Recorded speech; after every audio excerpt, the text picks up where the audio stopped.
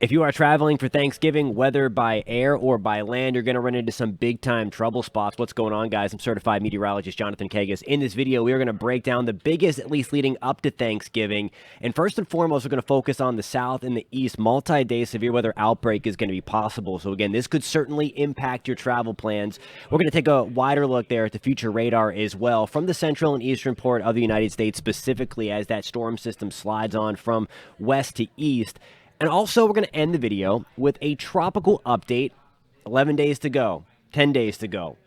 We still have some things to monitor out there, so we're going to break that down for you towards the end of the video. Before we get into it, if you do want to stay updated on all things weather, you have to hit that subscribe button. Please do that. If you happen to find this content informative or helpful, give me a thumbs up. Do me a favor and hit that. It's a very simple task, but it really helps us out a lot. All right, so first and foremost, here's what we are looking at for Monday, November 20th. Of course, the travel season, the travel for Thanksgiving is underway, and this is going to be our trouble spots, and I'll show you the future radar in 1 second. You see that enhanced risk, that dark orange color. Let me bring out my trusty arrow here to kind of highlight from Shreveport, just to the north of us in Lake Charles, back to Jackson. We're in that enhanced risk. That's level 3 out of 5. So again, that's that regional outbreaky criteria. As we start to get up that scale, that's where we're looking at more intense and a little more widespread severe weather. Not out of the woods in this quote-unquote slight category. Again, it's number 2 out of 5, so a little bit lower of a shot back towards Dallas, Lake Charles, New Orleans, Pensacola. Nonetheless, it's still kind of an elevated threat level there, where we could have a few isolated severe thunderstorms toward Little Rock and extreme southern Missouri, back toward Oxford for us in Houston, and then just to the east of us in Pensacola, closer towards central Alabama as well. That's where we are going to have the opportunity for severe weather on Monday. So I want to show you the future radar first, and then we're going to look at the expanding severe weather threat, at least eastward, for Tuesday, November 21st. So here's how things could play out. Monday, 2 o'clock, and we're specifically really looking at the Houston area, east of Dallas, east of Houston. Some supercellular structures here, at least depicted on the future radar. This is the high-resolution future radar. We'll zoom things out a little bit, get you up towards the northern tier of the country, closer to Detroit, closer to Minnesota, closer to the northern part of the United States. So here we go. All the darker yellows represent the very heavy rain. Embedded in the reds here, that's where we could have some stronger thunderstorms. So really watching right along the Mississippi River by Monday, today, November 20th at 6 o'clock into the evening. Taking this further out late tonight, we're going to be watching you guys in Jackson to the west of Nashville now, crossing the Mississippi River. Anywhere that you see the darker reds, that's where we're going to have that damaging wind potential. This is all just heavy rain, but you see here, big area of low pressure trying to form. It will become more evident as we take this future radar out into the future. So let me delete this. Now we have our textbook comma head. What I mean by that is when you get these areas of low pressure, you have the comma kind of like that. As you get some of the warm air surging that way, that's where you get that heavy precip shield. And then the cold front would be right there. Warm front would be draped right along there. So it is going to be pretty warm Tuesday morning. Nice stream of moisture up toward Virginia, toward Roanoke, into Pennsylvania. And then there we go, all of that kind of blasting through. So this is now Tuesday, November 21st at 11 o'clock. Or at 11 o'clock in the morning. Let me delete all of my drawings on there, my telestration. We have our system weakening, still providing a low-end severe weather threat to the southeast. I'll show you that threat level in just 1 second.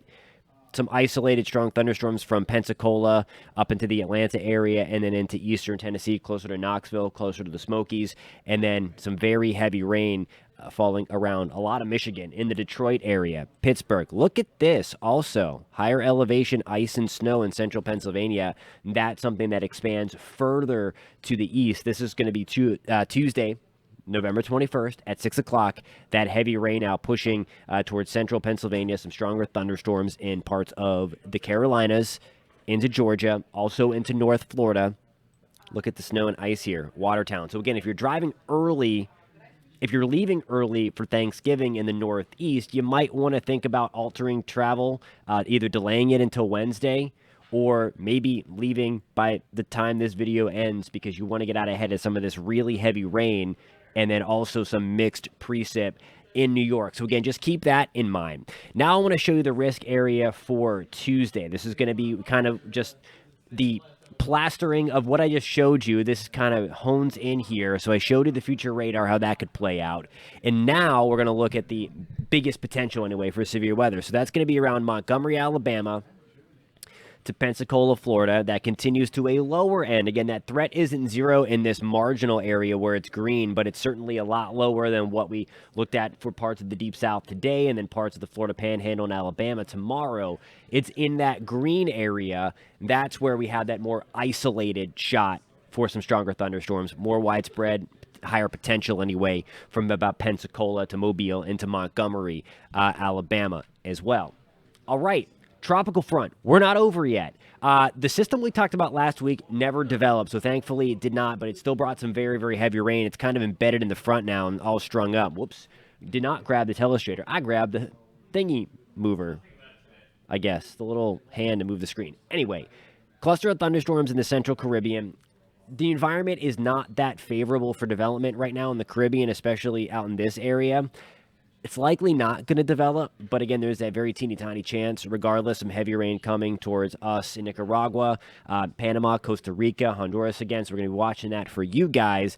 Then we have this funky little area right here. This has a higher shot, and I think it all depends. We're going to get a storm to develop in that area. It's all going to be dependent upon can this make and complete the transition either from a non-tropical system to either a subtropical or tropical. And we'll get into that in a little bit, but this is all because of a dying front right here, and we'll see an area of low pressure. So we're going to get an area of low pressure to develop right about there, and then it's in this range that it could undergo that tropical transition. I'll show you that here, and I'll show you both systems. We'll start with the Caribbean one first.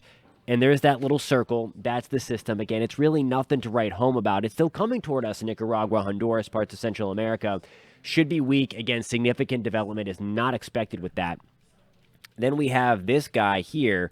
There was our front, and then this little circle of red kind of meandering, and then eventually maybe getting up towards the Azores as well.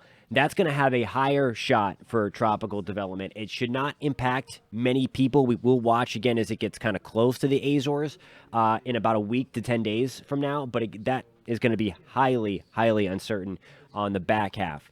Here's the Euro representation. Just showed you the GFS. So here we go right there. There's our little circle of red. That's the vorticity, that low-level spin, and then it's already weakening on approach toward us in Honduras, Nicaragua, and then it kind of fizzles out as it moves towards Panama, Costa Rica as well. Some heavy rain coming our way, but again, significant development is not likely. I want to replay that again to show you the second area. So here we go. There's that big area of red. The only question with this is it going to undergo that transition from a non-tropical low to a subtropical or tropical? Once it gets to either one of those, that's when it gets its name. So we're going to watch that closely there.